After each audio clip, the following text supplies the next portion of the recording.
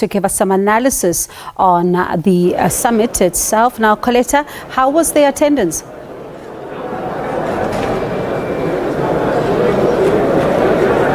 Well, considering the complications of traveling during a pandemic, we would say the delegates who attended physically, the number was quite impressive. As we're talking right now, the delegates are just moving out of the plenary hall. The heads of state have just finished their the session of the first day.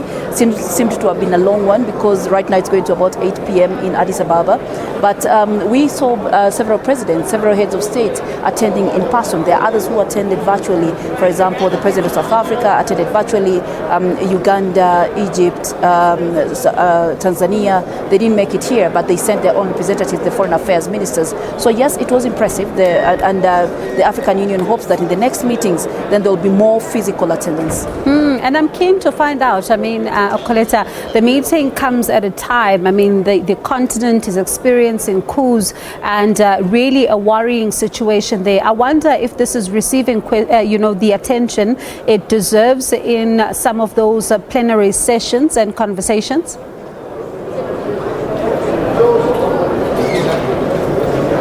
Actually, yes. Today, the heads of state had, as part of their main agenda, discussing the activities of the African Union Peace and Security Council, as well as the roadmap for the African Union of silencing the guns. And we saw in the opening speeches of different heads of state and different leaders, they talked about being very concerned about what they are seeing in different parts of the continent. One, they talked about terrorism in the northern region of Ethiopia, northern region of the continent, as well as the Sahel region, but also the coups. There are about 6 either coups that have been successful or attempted in the past 18 months. It is a concern, and we saw the African leaders saying that probably it is time to kind of think again about the architecture of the African Union peace and security, and to try and understand why this is happening. And yet the AU seems to have believed that it has put strong platforms as far as peace and security is concerned. But there's also another issue where the leaders have said it is concerning that some citizens are supporting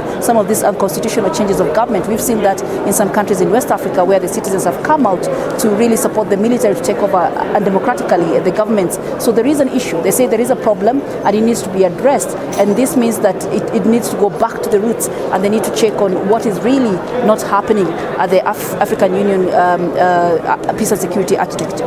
I wonder if those leaders from those countries where, of course, their security concerns are in attendance.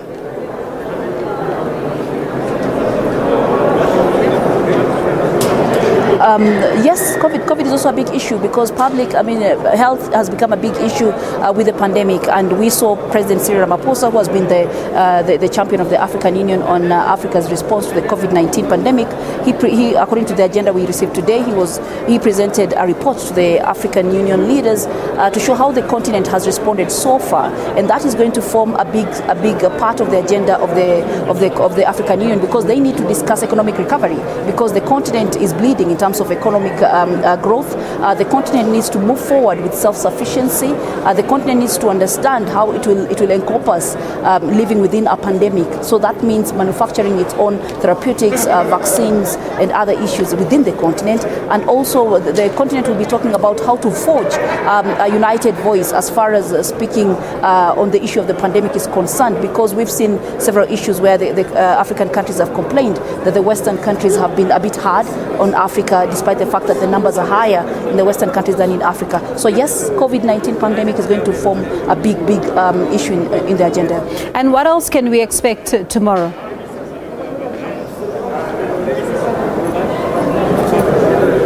Yes, so tomorrow we shall have about, if we go by the draft agenda, we have about 15 reports that will be given by different presidents. So different presidents are given to be champions of different issues.